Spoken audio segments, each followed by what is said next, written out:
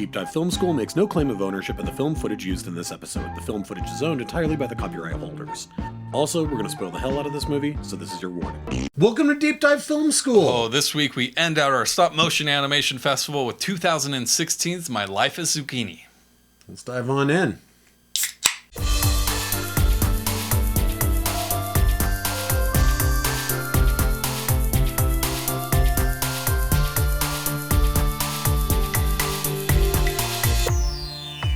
Alright everybody, I am Adam Sherlock. And I'm Adam Pulcher. And if you like what you see/here, please like and subscribe. You can find us in all the spaces and places that people find good media. I've heard that. Yeah. A bunch of times. Even great media. Yeah, also bad media. Yeah. All different kinds of media. Whatever kind of media you're into. But if you're Free into media. us, please like and subscribe on all the spaces and places. All right, the end to the animation festival, stop motion in particular. We do have a bonus episode for those who want to continue this. We're going to do a Forgotten Gem with Mary and Max in a couple weeks. Yes. Which is a must watch if you haven't seen that one. So My Life as Zucchini. This is a really interesting movie written and directed by Claude Barras. He is a French director, hasn't really done a ton of other stuff. Whatever he has done is kind of smaller animation stuff from what I could tell. This movie was initially made as a French movie. You got an English overdub with a pretty solid cast of Will Forte, Nick Offerman, Ellen Page, Amy Sedaris, I think is in there as well. And it's just, as we've talked about with all of these stop motion animation movies, everything, the reason they're so exciting and fun is just how unique each one can be, right? It's all the little details. And this is no exception, I think. And this was a movie that I saw at Sundance as part of their kids program. And I actually got to see Zucchini in real life, like the actual puppet that they used, and they brought one of them. Obviously, there's multiple ones, but I think they said there's 150 puppets they made for this. Oh wow, okay, yeah. And then they talked about obviously they have different eyes and mouths and stuff to make them look, but this is on par with something as good as Coraline, if you ask me. Oh yeah, easily. I mean, I don't know what you think of this movie. I'm very excited to see what you thought. It is. I'm hesitant to say it's a kids movie because there's some dark shit in here a little bit, but I think it's a kids movie but they're not treating the kids stupid, right? They're to some degree. Yeah, I mean, I don't know that I would say that it's a kids movie. I was wondering. I think that, honestly, if I had to pick a movie that this movie reminded me the most of, it would be Short Term 12. Huh, interesting. I think the subject matters are really close, sure. Right? And I think that, the director, Claude Barras, as you were saying, in an interview, said this amazing thing. He said, I wanted to do this as an homage to neglected and mistreated children who do the best that they can to survive and live with their wounds. Wow. Zucchini, our hero, has been through many difficult times, and after having lost his mother, he believes that he's alone in the world. At a foster care center, though, he finds a new group of friends that he can rely on. Explains Barras, movies often portray orphanages as dark and depressing. I wanted to show an orphanage that protects kids rather than abuses them. I love that. Right? I love that. And that's what it is. It's this bright, vibrant place that even though the kids have these broken lives, the people that are there, the parts of the system are positive. These kids. Yeah. They're actually positive. And that was great point. So beautifully refreshing to me that this isn't Annie. Yeah. Right. This is Hannigan. Yeah. It's very much the inverse of that. He learned to have meaning and to trust and love people. He hadn't had that in his family life. Yep. He basically kills his mom. Yep. To her own undoing. He's just trying to be an innocent kid playing with their beer cans. Yep. He doesn't know. He doesn't know. I mean, he doesn't even total know. accident, but he kind keeps of one of the beer cans because he doesn't know even what that is. And he's like, I think I killed my mom. He even brings it up as his backstory. So pretty interesting for a kids movie. I guess is my point. Yeah. Because there are these heavy themes, but there's no acts of violence. There's no swearing. It's a pure movie, right? It's purely relied on these kids' lives, what they're going through, the hard times, the people around them, and just beautifully made. The details are awesome here. what did you think of the animation itself? So the other movie that this reminded me quite a bit of, even though the subject matter is very different, I think that the purpose of the artistic direction was the same. It reminded me a lot of Persepolis. Okay. In the sense of like, if we, and apparently in 2007 there was a French live action television film adaptation of, so the book My Life as Zucchini by Giles Paris, which came out in 2002. This is the second adaptation. That first one was live action, and I'd be kind of interested to see it and see how they pulled it off, because to me the reason why this reminded me of Persepolis is because once you couch this in an animated realm, it becomes a lot easier to tell really difficult stories. Sure. And this movie deals with child abuse. It deals with the death of parents, drug abuse, definitely hints of sexual abuse. Like, just the parents and families in these kids' lives have failed them at every possible angle until all they have is each other and this shelter, right? And you go, that's some dark ass shit. Mm-hmm. So when you have Zucchini as this little bobble-headed, blue-haired, he's got big eyes, long arms. Yeah. All of them, everyone has long arms, almost hitting the ground. Yeah, these elongated cars, and just like these adorable little setup. It seems like clay. So they said that it was. Let's see. They stand about 10 inches high, which is pretty decent. I have a picture of it on my Instagram. And were handcrafted with latex foam for the hair, silicone for the arms, resin for the face, and fabric for the clothes. So again, I don't think that it's clay. I'm just looking at like the grass out in the park. Yeah. And it looks like paint, like old dry paint. Almost. Yeah, totally. Like, yeah, it looks like, or almost like if you could take plasticine clay and put it through one of those like a cake decoration, a cake topper, that looks like cake topper stuff, like frosting. And it's so beautiful and whimsical that what it's able to do is not lessen the effect of the story, but it turns it into real life Hansel and Gretel, right? It turns it into kind of these stories getting away from the witches. It has this wayward orphan kind of a vibe to it but we also know that it comes from a real place. I love your point of how orphanages are generally portrayed versus how this one is. Yeah. Even though this is a sweet, dark movie, I think that's a super valid point and like something you just don't see a lot. And I can tell how much you like this, and I'm so happy. It makes me so happy because it's just one of those movies you're just like, damn, I'm glad someone made that. Right? I mean, again, like my point about Short Term 12, when you showed me that one, like, I mean, let's just say the end of this movie, I was ugly crying at the end of it. And much in the same way as I did during Short Term 12, because even though I talk about it occasionally on this show, but like my professional life from the time that I was 21 has been working with the kids that nobody wanted. Yeah. And so when I see a lot of experience, when I see art made about that, and realistic art, like realistic portrayals, it's not sugar coated. It's like these kids, like the world failed them, and now they have problems. And like, are you willing to deal with those problems? And that's one of the reasons why I forgot to write down his name, but our little red-headed guy who's always dressed in Simon. Simon. I love him as this foil because he is like, he doesn't trust anybody. He's a mouth breather. And he likes to be the top dog at the orphanage, you know? Mm-hmm. Like he's the bully, but we love him. Camille calls him out though. Like once she calls him out, you know exactly who he is. And he is he tries to portray that front of I'm a badass and what are you doing? What'd you do to get in here? Yeah. Kind of kid. But he's the most loyal friend. Yeah, he's as thin as a piece of paper, right? Like he's probably the one that like he has a scar on his head they never talk about. Yep. You know, like his parents did drugs a lot, you know, and all this stuff. And you know, I also have to say, outside of this being a beautiful little movie that is totally underrated and got nominated for Academy Award, is really funny too.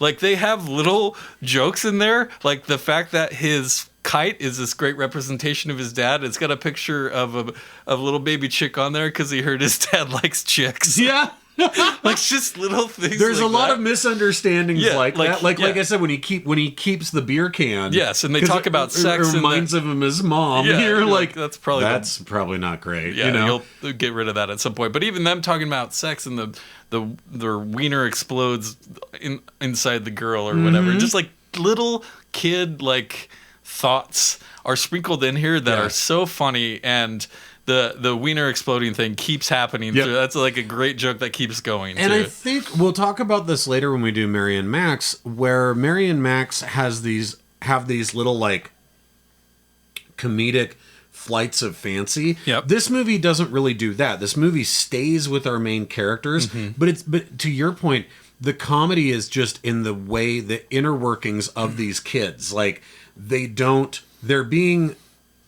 there's some irony here where they've seen and been exposed to crazy shit that no kid should, and once they're in the orphanage, the adults that are around them are trying to protect them from everything. And even in the English version, Nick Offerman's character Raymond, the police officer is portrayed really well here. Like he's who ends up taking them on, and and they have, there's so many great moments of them asking him really tough questions about adult life, and him being like, "Oh, geez, kid, I don't know. I don't know what to tell you about that."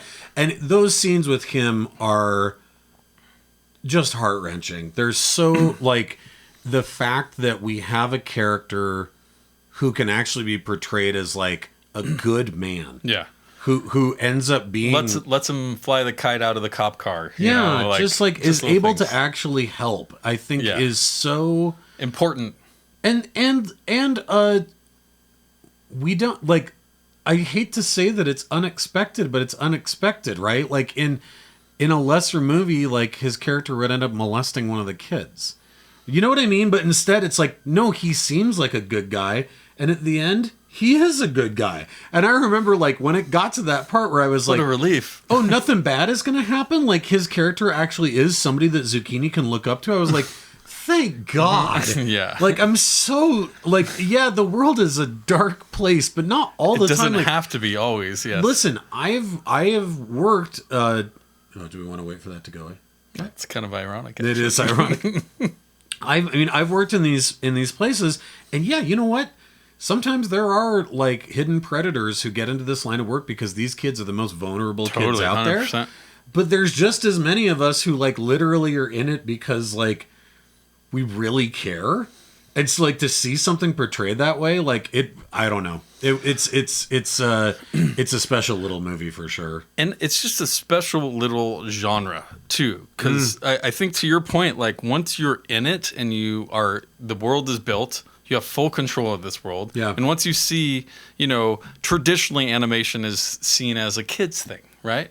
Yeah. Right? And so once you're in this world, it allows you to talk about that dark, deep stuff, but still have that childlike kind of like, I don't know if it's nostalgia exactly, but you know what I mean? Like some kind of relatable feeling, like they can go places where you really can have only gone in your head, right? Like that is such an interesting thought. And when you just said that, what it made me actually think of is what you and I always talk about with genre films like science fiction or horror, that if you take a genre approach and you look at it at what is otherwise like a very complex basic real life story, or like a really complex and nuanced idea, like the class system, right? And you go, oh, we have apartheid, we have the class system, we have all this, and like we could make like a realistic movie about it, but like, or we could make District 9 and we could still talk about all that stuff. Sure. But the lens is different enough that you can sit back and be like, this is entertainment. Exactly. And then you still get taught, you. right? Yeah. You get taught all this important shit that the writers and directors wanted you to know through this lens. You get tricked in that way. That's what this is, right? And I don't know, you're right. It's like some niche sub genre, which is like animation whose end is to wow you and to entertain you, but also to get you to think about this stuff in a different way. There's a lot of animation out there that's horrible. Right.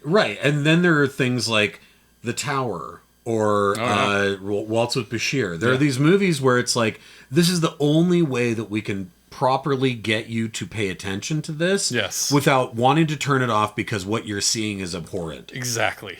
Yes, that is my point. Yes. Because, like, again, if we just really saw these kids, I would be like, if they were real actors, which is kind of why I want to see the 2007 live action, is just to be like, that sounds hard as hell to watch. That sounds like some serious reality that I don't know that I would want to sit down and pop in on a Friday night. Depends and be like, on how everyone's portrayed. Do they stay true? And I don't know. Did they do what Barris said at the beginning? Yeah. That's what it. When you have that goal in mind, that's what makes it good. Mm-hmm. That's what makes it, because you know, it's not just there to entertain. Right. And honestly, feeling emotions is entertainment. Like that's what you're doing. You're reacting, whether it's a slam dunk at a game or like a movie that affects you like this, right? Like it's just like it's an emotional reaction to something, right? And to the point of the woman who wrote Persepolis, it's like, if what I've done is just created a bunch of kids that you could see yourself in, then it's not, oh, here's brown people in headscarves being bombed out just like I see on CNN all the time. Instead, real it's people like, having real conversations. Here's people I've identified with because they're these little cartoon characters, and I've put myself into them. And I think we see that in these same archetypes in My Life as Zucchini, that we've put I've put myself into Simon of like, oh yeah, sometimes I act like an asshole when I feel really, really weak, right? And so like I do that same thing, which makes you identify with that kid. I love. Let's talk about some of the adult characters in the orphanage here. Rosie, and then I forgot the other teacher named Will Forte's character. Yeah. They have a baby and they're like in love and everything, and that's such a kind of a cute side story. And they celebrate with them about it. Like, it's a fun thing. They're excited about it. It's not some faux pas thing. But then you have the character of Camille's aunt, who's in here only for the money, right? She's two-faced, very two-faced, right? In the car versus in the office. And even in the office, she's not that great. And what I love is, again, much like I was saying about she's really the worst portrayed character in this movie, right? And in the same way I said about the Nick Offerman character, where I was like, oh, he actually is a good guy. He's not duplicitous. Like the same thing here, where it's not Nurse Ratched.